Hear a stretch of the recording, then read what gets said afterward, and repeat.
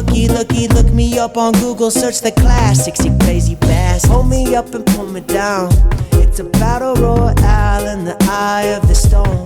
Drowning in the shallows when the path is getting narrow. I'ma ride it out on this broken arrow. Fuck it. Pull me up.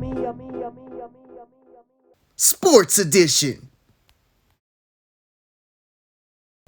Welcome to Unfiltered Idiots, where we chat shit about real shit, talk shit about those not giving a shit, wondering and complaining why they ain't got shit. Sports Edition. What's up, ladies and gents? I bet you have some ladies that like watch the Sports Edition. Of course. There's a lot of ladies that like sports. Ladies. My sister Amanda will watch it. Yeah. She'll talk shit the whole time. Amanda will be watching this for sure. Yes. Before we start talking about her Dallas Cowgirls and they're about to flop like they always do, let's introduce ourselves. Kenny. What's up, guys? My name is Kenny. Born and raised in Aurora, Colorado. Couple of children, and I'm a huge Broncos fan. As Wes would say, Donkeys fan. And who are you? Wes, a.k.a. Metro. Also born and raised. Also a Broncos fan. Southeast Aurora. 2 kids as well. And I am a huge Bears fan, which is fine.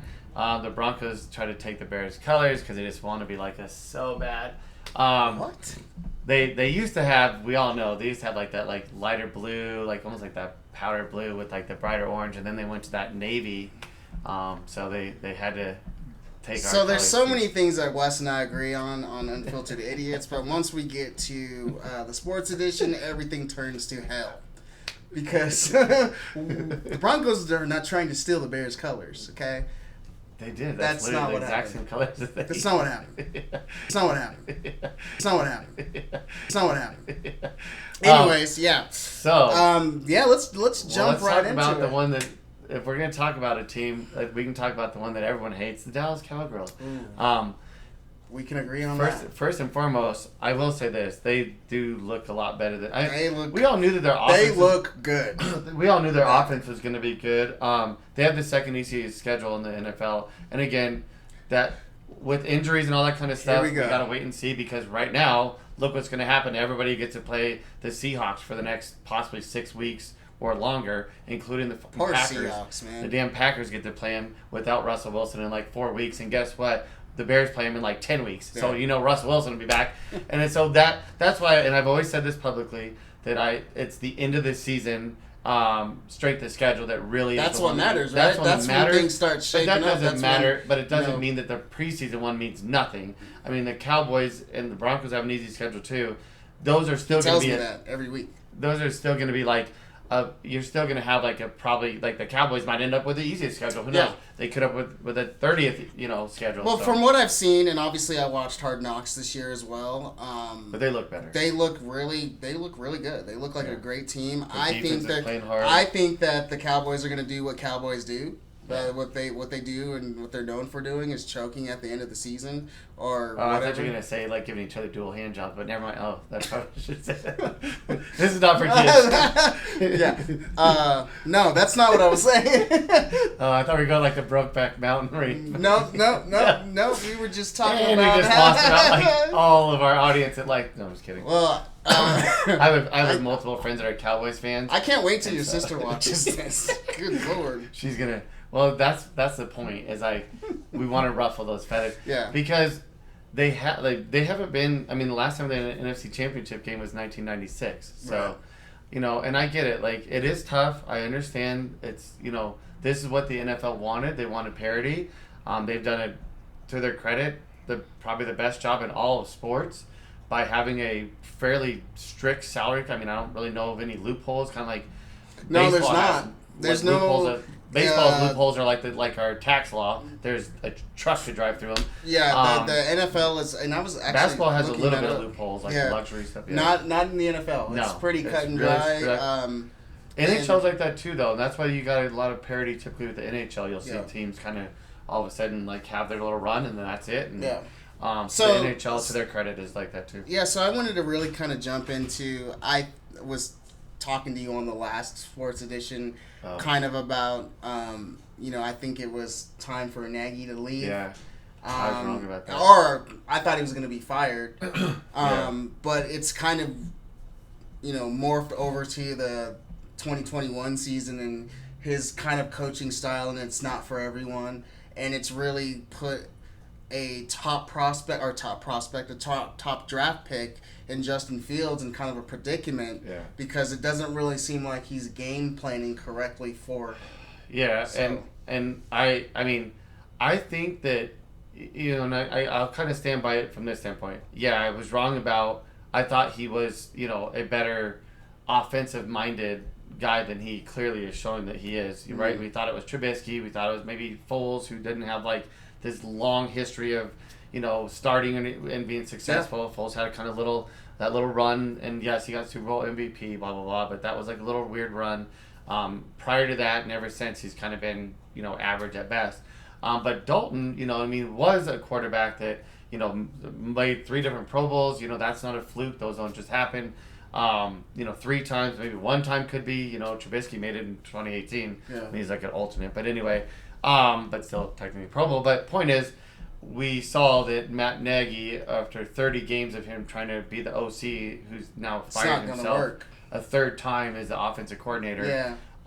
He was averaging 18 points a game, and so he's not getting it. And I think he could be a good head coach. Yeah. Right? Well, look at Andy Reid. He had to give up play calling, right? He had to do it because he just... It's hard to do. It's really difficult to be a head coach of an NFL team, and you have to have a certain rhythm. And while you're coaching one side of the ball or the other side of the ball and offensive plays, it just doesn't work. Yeah. And we've seen that. We've seen a lot of coaches do that, like Mike Shanahan. He was a great play caller, right? Some can, like Sean McVay. Sean McVay, that's a great. Just can do it. Some people are built for that. I'm just not a fan of it at all. And I have been, I've never really been a Nagy fan. I just don't like the way the Bears look. I don't like how they've looked since he's been there, since John Fox was fired. Yeah. So I just, I would have liked, 2018, and this is something Rex Ryan said recently, where, he literally said, I told you guys 3 years ago, and they have the tape of him saying it, so that he wasn't a good coach. But, the problem has really been that we get kind of conflated with these people believing, again, that their egos are here, mm-hmm. right, and their abilities are here. Mm-hmm. And a good leader, a good head coach, a good, manager, whatever, no matter if it's business or sports, they understand on how to delegate those tasks to people that are good at it. That guy is good at doing this, that girl's good at doing that this girl. Delegate those tasks, and guess what? That would show that you understand that you're up here at this part of the pyramid. There's a reason why you delegate these tasks down. But if you're trying to be the guy or girl that's like, well, I want to be the coach, the offensive coordinator, the quarterback's coach, the defensive line. It's like, dude, no. I think that the NFL game is so fast, and so the players are so good. Especially on the offense, dude. They're so good. Such a rhythm thing. It's such a It's. I think that.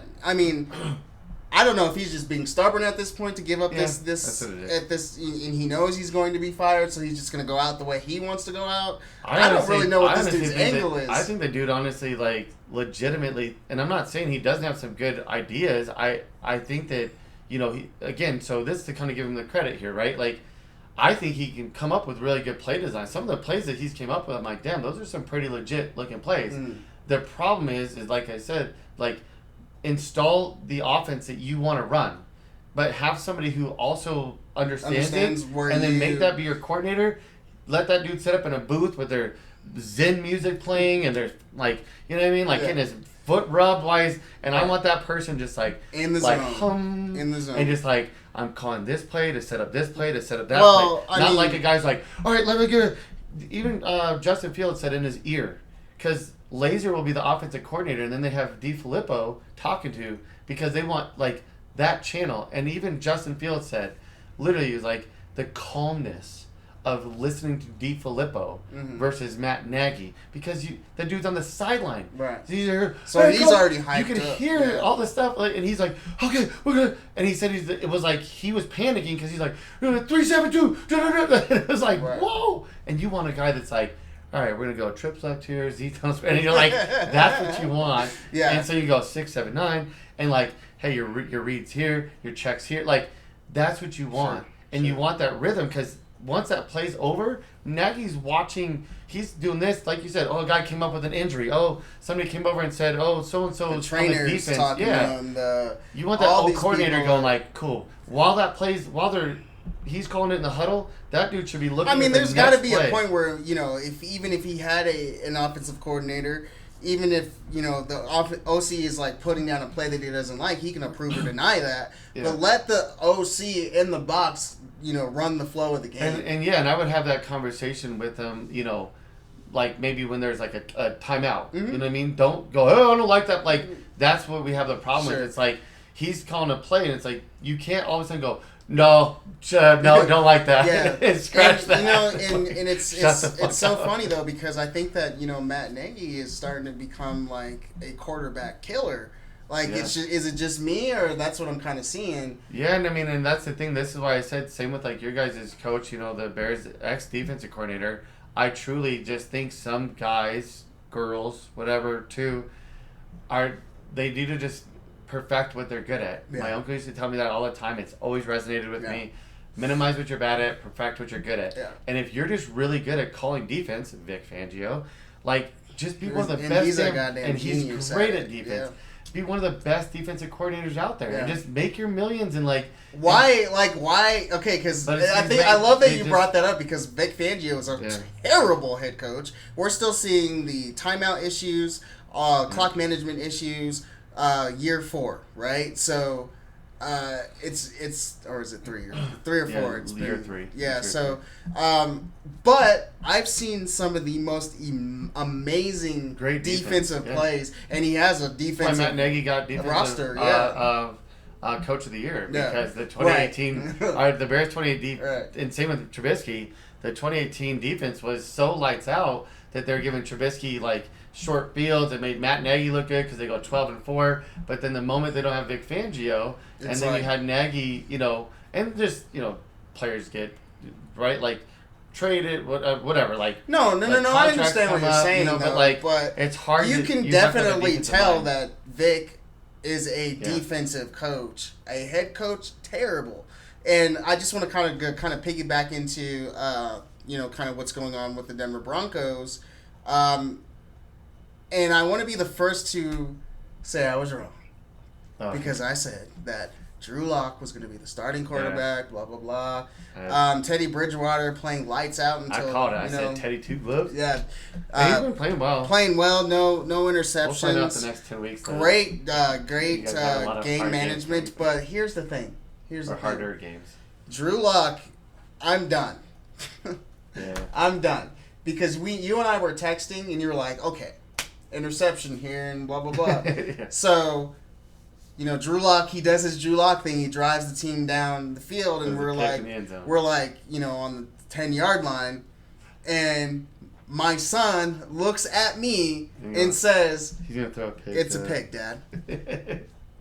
Drew Lock throws a pick. It's so predictable, and it's so bad. Baby Jesus is like, he threw a pick. Yeah, it's just like, my son called it, you called it. I mean, it's so ridiculous. I think that, and this guy was playing at home. That was what made it worse. I wish it was on the road because if anybody knows any, about Denver Bronco fans, we don't care if you're Peyton Manning or Drew Lock. We're booing you if you're messing up. You know what I mean? Which sucks, but I'm looking forward to seeing kind of what his future is outside of the Denver Bronco organization. After 5, maybe 10 games, I mean, I've said this. On tape. I just loved his arm, dude. I loved his arm. Of course, but I mean, I just tell you, like I said on tape, and I'll say it. You did say over and over. You did say. Like I think after about 5, maybe 10 games max, we usually know who these guys, and then that goes for any sport, like guys and girls, whatever.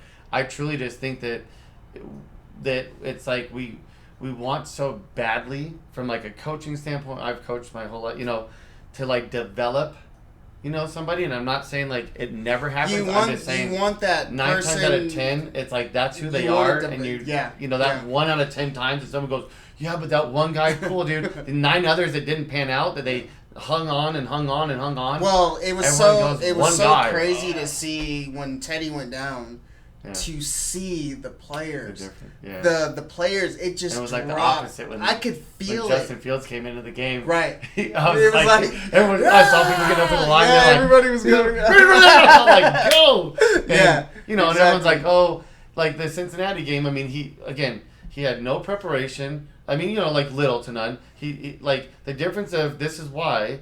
In the preseason, I think Andy Dalton's a good quarterback. I think we had a different situation, obviously, than like the Jets, Jacksonville, and I think New England probably had about the same situation we did.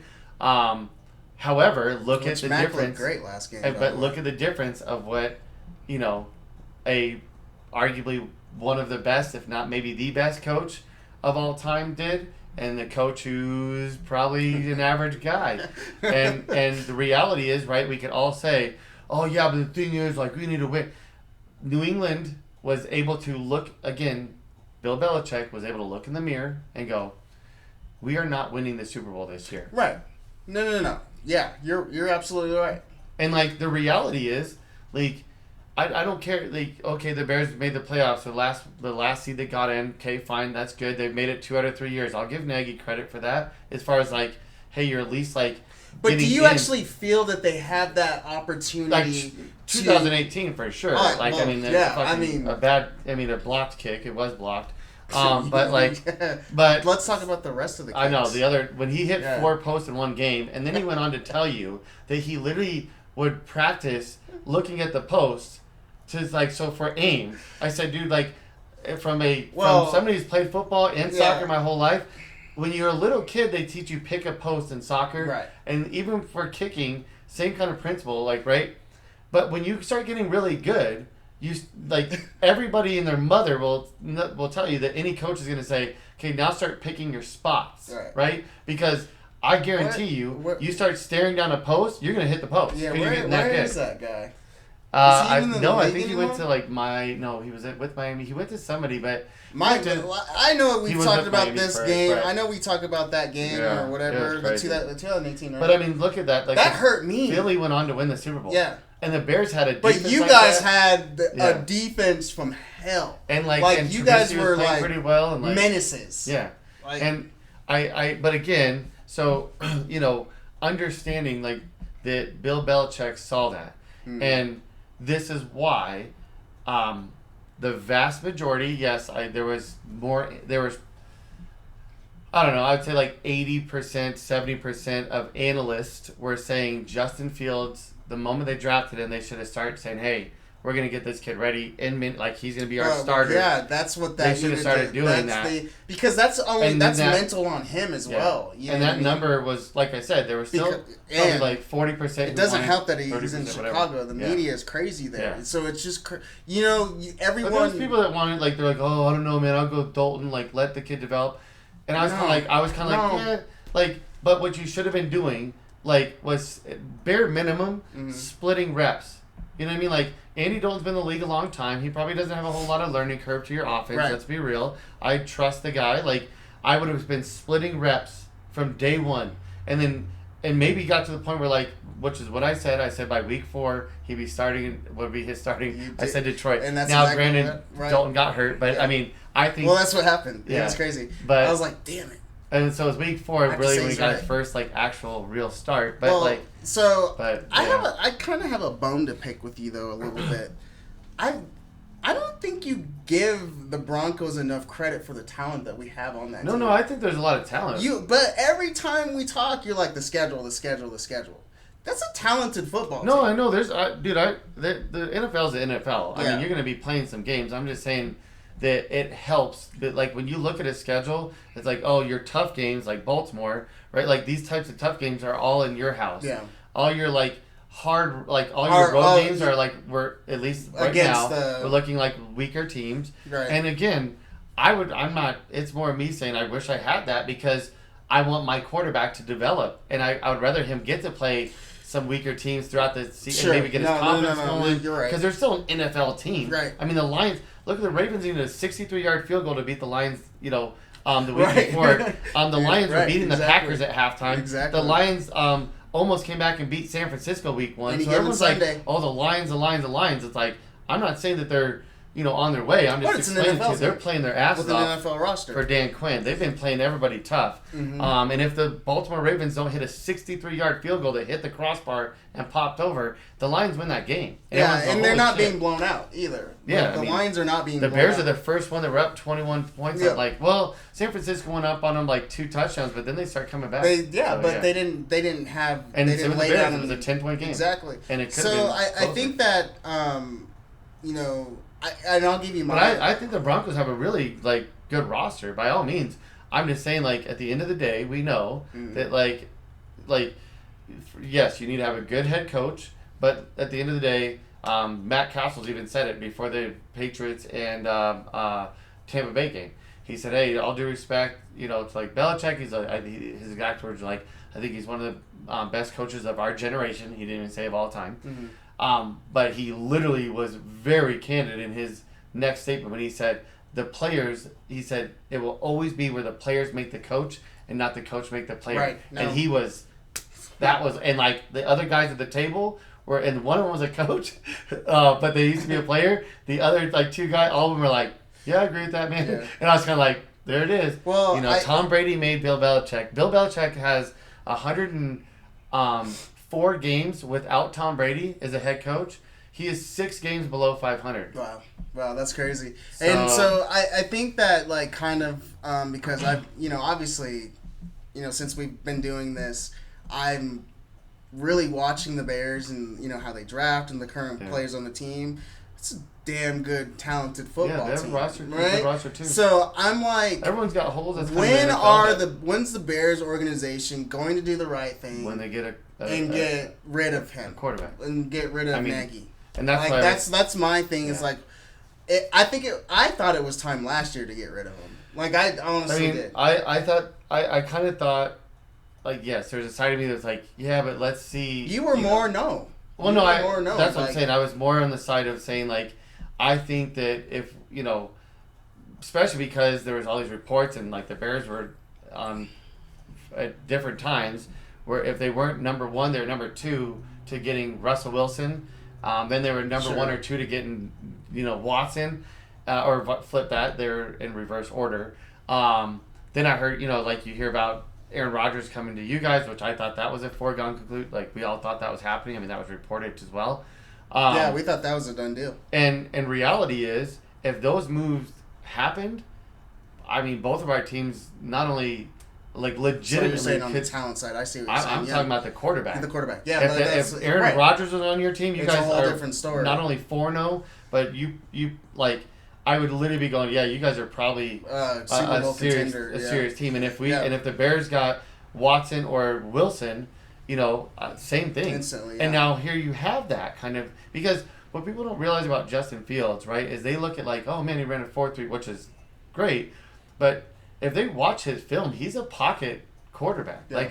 That's the wild thing about him. He's 6'3". That's what I loved about him. Pounds. He's a big dude, man. He doesn't he's got great pocket presence. Like I said, most people I saw several, and these are great coach Rex Ryan. I mean, people that know their shit. I heard Kurt Warner make this reference. They said watching him even before the NFL, they remind him of Russell Wilson. Yeah, and you don't have to tell me that. Faster Russell you don't Wilson. have to tell me anything about, because I thought that he was going to be in Denver. Slides in the pocket. Yeah, and he'll slide around. He's always looking down the field, and he's making those big plays. There was 3 throws that he made in that game against the Lions, and not the Mooney one was okay, cool. He's wide open. That's the shit that Trubisky would always underthrow. Cutler would always overthrow. You know what I mean? He hit him dead stride, which was just awesome. Thank you. That looks like he throws great deep balls. We all know that. But it was a throw out to Robinson and the one out to Mooney, and then he threaded another one I think that was also to Mooney. But those two, the Robinson one on the sideline and the one to Mooney where he threw, those man, I mean. Again, Kurt Warner, I heard him breaking those down. He goes, "There's only a few quarterbacks that make that throw." Those are good you know how I feel about Justin, right? I think that he should have been starting for the Bears. I just think, it's not like the coach was Adam Gase. Like, it wasn't like he was I've heard that, what's his name? We talked about this on our podcast a little bit, and this is why I wanted to, like, bring it up here. Yeah. But I have a theory. It wasn't an Adam Gase, though. Like, he's not. I have a theory why this stuff happens. And yes, it's not the entire NFL, but I absolutely think that there are franchises who still have issue with race. And anybody that knows Chicago knows it is, for being the second city, a massive city, it is extremely segregated. And you have a 96-year-old owner. Yeah. I mean, just think through that, guys. Like, we're talking almost 100 years ago that she was born, right? So, 1920, like, right? So you're talking about somebody who, like, the first 50% of her life in Chicago, right? Like, my dad grew up in Winnetka. This is a suburb of Chicago. It would be like the equivalent of here in Denver, like maybe like a Highlands Ranch, like something like. It's the fifth wealthiest place to live in the country. There's a lot of money up there. Blah blah blah. The Cubs owners live up there, etc. etc. Black people of color were not allowed to live in the city. Wow. And this is a suburb of Chicago. Right. While my dad was in high school. Right. My dad's 73. Right? Like, he was born in 1947. This woman is 96. Yeah. Right? They had 2 black guys in his yearbook, like his senior year. My dad was one of 3 guys his junior year that had hair past his ears. Right. That was not allowed. So, I mean, you got to think about when they grew up, and that's what I'm bringing up. So, the mindset of, and we see it all the time, every single time. I mean, again, I won't say every time. 8 out of 10 times, the person of color, whether it's biracial, black, right, like the POC quarterback or play, it's always can't read defenses, can't process. There's some sort of trope about that they're ignorant. Right. But the white dude, they always studying, great studier, great listener, and anybody that can read defenses. And I posted about this, and I've done can't run. Yeah, that's it. Yeah. You know what I mean? And I've done the research on this, and anybody who wants to think this is bullshit, go do your fucking research, because I've gone back for 20, and it was really bad.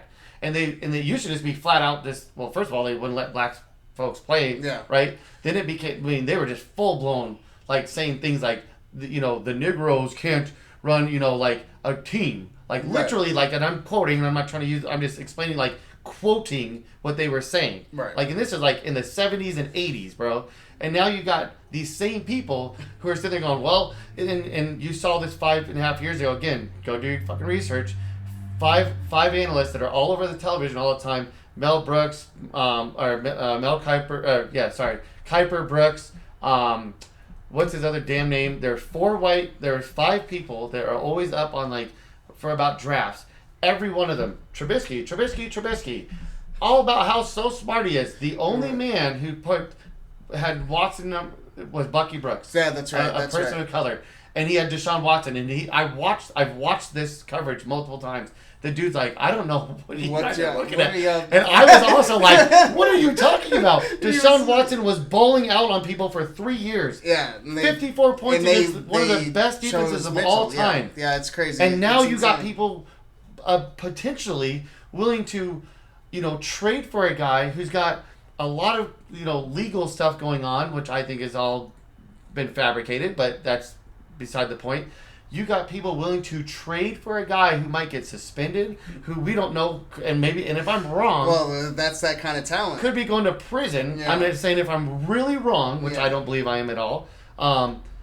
And the guy that was these 4 guys' number 1 pick is currently the backup in Buffalo and was... Well, the second backup. Yeah, but I'm just saying, like so what is that reason? Yeah. Like, look who got picked again this year. Yeah, it's crazy. Zach Wilson. Heard nothing of that kid until 2 months before. Well, I don't know. Not a damn went to thing. BYU and look at the white boy, and they go and put him in New York. Great idea. His mom's a QAnon supporter. He's a big QAnon idiot. Right. And he's getting hammered for it. Mac Jones, again, heard nothing. I mean, I'm not saying I heard nothing of these guys. I understand he played from Alabama. But it was Trevor Lawrence, Justin Fields. And there was a lot of people that were going, I don't know, Fields might be better than Lawrence. And then all of a sudden, right before, these other white dudes creep right in and they're like, oh, they're so smart. And I'm not saying they can't play. I'm just saying, like, it was like, what the hell happened? Right. Well, I do honestly think, and maybe, like, enough and logical Justin heads Fields prevail, probably looked better than and the Trevor Bears Lawrence. fans that like are on that side of the coin will go, well, they drafted him, so why are you crying? I'm saying that maybe somebody finally said, hey, this guy is so fucking good. Yeah. We'd be an idiot to let let your racial problems get in the way again. Yeah. Because that's what I think got in the way the first time. Teddy Bridgewater is the first black quarterback. What? For the Broncos? Yeah. Like what? I mean, the Bears had Cordell Stewart, but he wasn't that's just, he was drafted like in the multiple rounds, that's just like insane late round. to me. Like They had another guy, what was his name? But yeah, when they said that, I was like, oh my god, that is just the craziest thing I didn't even. And really again, guys, I'm not saying that. that's the only. I'm not saying that that none of these critiques are warranted. I know what you're saying, dude. But I'm just telling you that like there is an absolute belief, and not belief, but provable, of that there's some organizations, and I would argue it's probably the bulk of them. Yeah. Remember, all 32 of the owners voted for Donald Trump. And again, I'm not saying that they can't. I'm just saying, there could have been other reasons why. But let's call a spade a spade. I absolutely think, just like the whole thing with John Gruden and him, emailing back and forth with the white owner of Washington football team, making a trope about a guy having lips the size of Michelin tires, right. which is an African American. That's he was going after, trying to make a racial trope. And because when they don't think the lights are on, right? Like I always say, when you turn the lights on to expose people, all of a sudden the roaches come running, right? The cockroaches come running out, right? That's how a lot of these folks are. We don't hear these backroom chit chats. And when you've got families that have owned these teams for 100 years, and they grew up in a certain way, I mean, we don't know, what's being said. And again, and maybe it's not even the being said. It's just like we like Mitchell Trubisky. We like Zach Wilson. And I hadn't heard about Zach Wilson until the leading up to the draft. Even Davis Mills. I mean, we obviously we can go down. We back, guys. We back. I love talking sports. I love kind of going down and dissecting each of these teams. Again, just kind of a recap. We're trying to figure out if the Dallas Cowboys are for real. I'm not convinced yet. I think they're gonna convinced they're yet. Gonna fade. Okay, I think they're gonna fade as well. And I think the Raiders are as well too, because quick. this weekend the Bears are about to go in there and stomp that ass. Just real quick, who's your surprise so far? Who's your surprise team so far? I will say I think the Raiders might win this weekend, but if the Bears win, I'll be proud. Very happy, but probably like the Raiders. I was surprised by the Raiders because the Raiders had some good wins. I think the Raiders are. I think they're who I thought they were going to be. We call them the chocolate. They're not the surprise to me, so I think I would say Carolina. Carolina, yeah. I think they're a huge surprise. I mean, the chocolate faders for a reason. Yeah, I'm not worried about the Raiders. Anyone that talks to me, I know you guys are going to screw it up. Until you prove us otherwise. You guys are going to screw this up. You and the Dallas Cowboys are right there. You guys are like, oh, God, neck and neck. Both 3-1, and at the end of the year might be 7 I'm sorry. 9. I'm not worried about the Raiders or the Cowboys. Or 7 especially the Raiders. I know what y'all are gonna do towards the end of the season. You do it every year. 8 and 9 or 7 and 10 or and then looking like, oh, what happened? They might creep into the playoff. I mean, it just depends on, like I said, injuries are a big factor. But I don't know.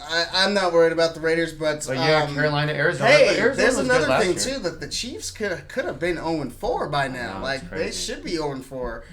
So we'll continue. I mean, Arizona, I would definitely say. I love their. I'm defense. not as surprised by them just because last year you could see that they were. Yeah. They got. It's one of those Sean McVay coaches that coaching tree. So they got beat up by the Bears. Like the last game of the season, the Bears won, and that was what got them in the playoffs. But it was kind of the opposite, right? Like I saw the Bears were kind of like. Still like a good team, but they're like kind of plateauing and are almost getting ready to regress. Yeah. And I could see that Arizona Kyler was starting to really play down this. If they had 2 more games of the season, or if whatever, the Bears probably would have not made the playoffs or like now 1 more game because Arizona was, you could see it. And like I said, now their defense is playing well. We'll see. I mean, it's always tough, man. You know, so it's early in the season as well. Injuries, so yeah. Injuries, and we've been hit by the injury bug pretty. And we'll find out when it starts getting a little bit colder. Yep. Teams that can run the ball, which sucks. I mean, like, thankfully David Montgomery is going to be back. You know, like 3 to 4 weeks. What they're saying, but I mean, a team that can run the ball. Typically, those are the teams. You know, when you can get down. That's why I don't think that I'm not really convinced on the Panthers because Christian McCaffrey's out again.